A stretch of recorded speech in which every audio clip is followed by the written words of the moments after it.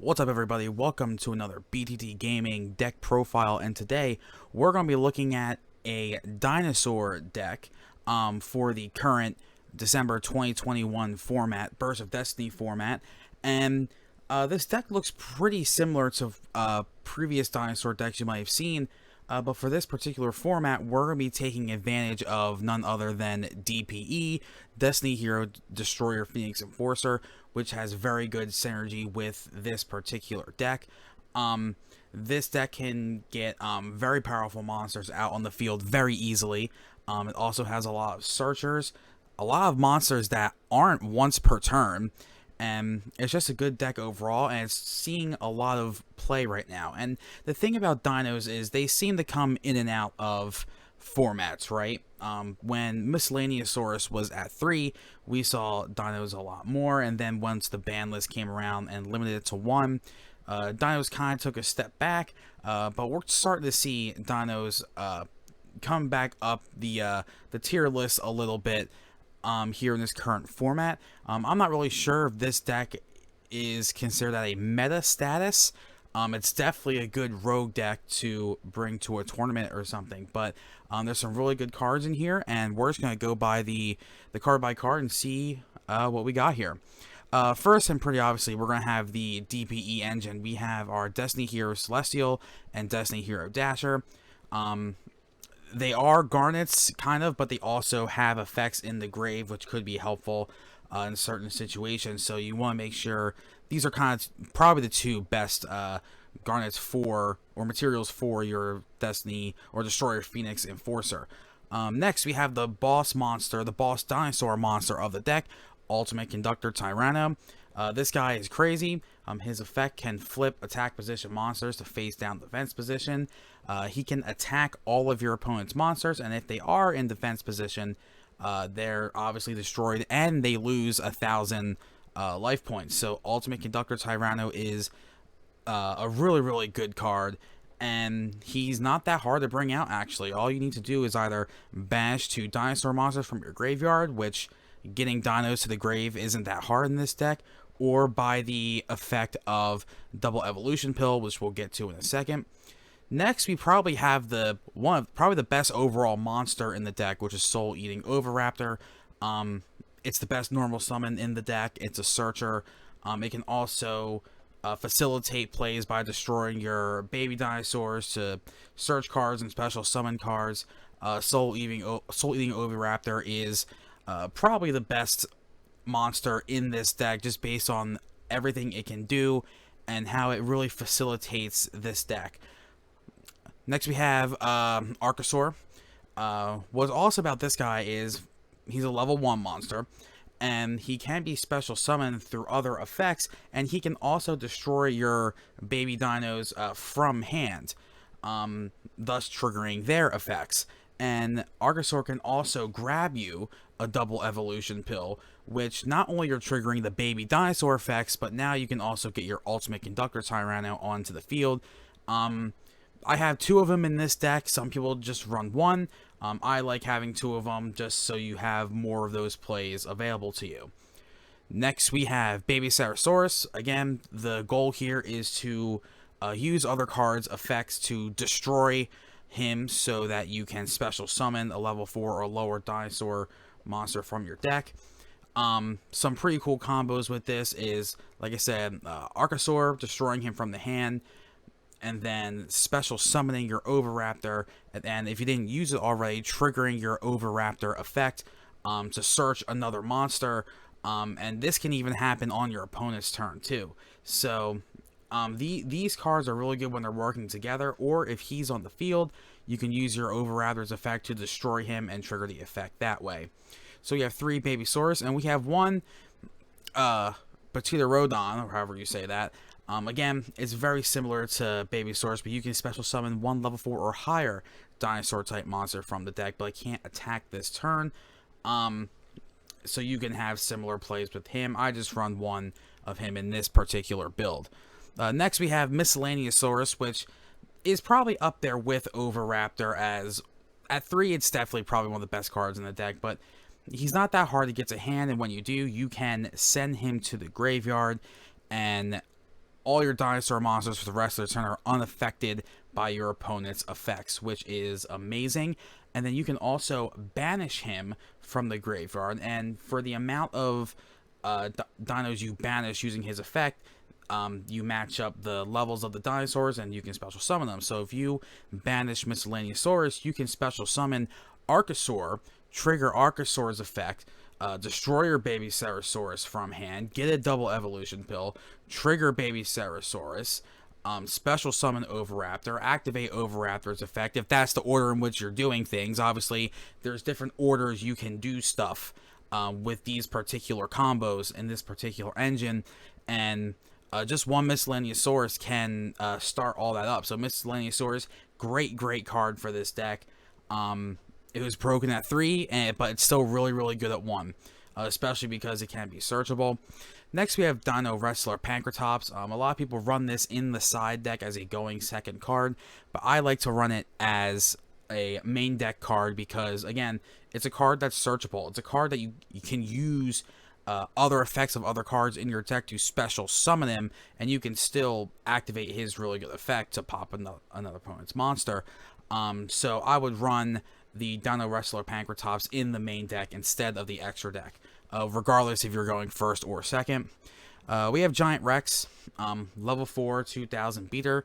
It can't attack directly, but it also gains 200 attack for each of your banished dinosaur monsters, which you are going to be banishing dinosaur monsters.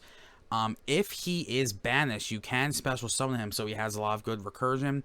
Just a very good card for this deck. Next, we have some hand traps. Ash Blossom and Joyous Spring. Just a great hand trap overall. It's a staple at this point. I'm running Droll and Lockbird. Now, again, a hand trap like this is very meta dependent. There's still decks like Drytron running around and things like that, so Droll and Lockbird is very good against those. You could run stuff like Effect Veiler or Ghost Ogre, however you want to swap it, but in this particular build, I have Droll and Lockbird, but you can kind of swap this with really any hand trap you feel like, and we'll get to that in the side deck in a second. Next, we have the best spell card in this deck, which is Fossil Dig, and we just add 1 level 6 or lower dinosaur monster from your deck to your hand. And what makes this card so good is that it is not once per turn. So if you happen to have 2 of these cards in your hand, you can activate them both. Or let's say you activate one, it gets ashed, you can activate another one. This card is broken at 3. Again, it's not a once per turn. So you can use Fossil Dig to search your Oviraptor, summon your Oviraptor, trigger your Oviraptor effects, and then you're off to the races. And you've also thinned your deck in the process. This is a must run at 3. Fossil Dig, we have Double Evolution Pill, which is easy to get from the deck by using Acrosaur's effect. Just an easier way to summon out your Ultimate Conductor Tyranno. Next, we have Lost World, the field spell for this deck. You activate it, and if you summon a normal or special summon a dinosaur, you add a token on your opponent's side of the field. All monsters on the field lose 500 attack and defense, except for dinosaur monsters. It can protect your monsters from effects, and because while your opponent controls a token, they can't target monsters on the field with card effects, except for tokens. So a nice combo with this is activate Lost World, summon Soul Eating Oviraptor. You make Soul Eating Oviraptor Chain Link 1. This will trigger Lost World's effect, make that Chain Link 2. So now, Lost World, you will summon the token onto your opponent's side of the field, and thus giving your Oviraptor protection to activate its effects, and similar effect to Miscellaneousaurus too. Lost World, great card, and we also have a Terraforming to search it out. Next, we have Paw of Prosperity.